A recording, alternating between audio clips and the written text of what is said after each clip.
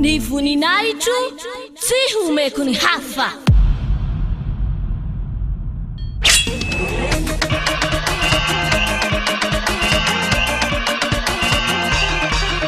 Quatre mars, fête bien YAHOSHUAH.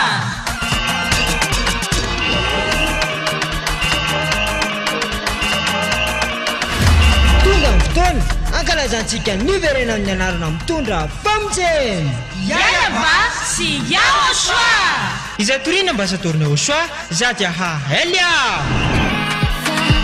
YAHOSHUAH no dirana tsalova mamiara ny tsinjaka kaza miafafaro. Famidera ny YAHOSHUAH dia tena fifaliana be.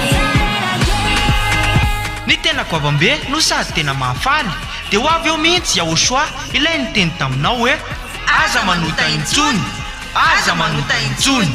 Izay no afantaranao any YAHOSHUAH ilay tena mary. Ka tsisy nilaza izany afa-tsy YAHOSHUAH izay nitoriana ambasadorina YAHOSHUAH ziady aelia ireriany.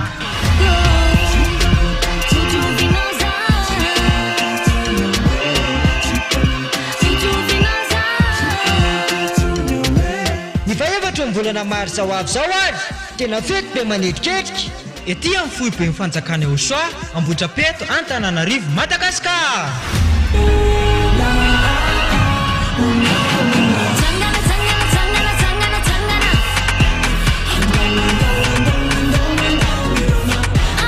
Ka ianao olombelona io, Tongava mankalaza sy manome voninahitra an'ilay nahary anao.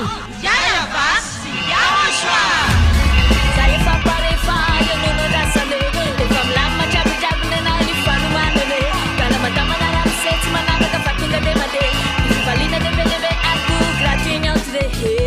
Tongava daholo YAHVAH amin'ny faefatra ny volana martsa ho avy zao.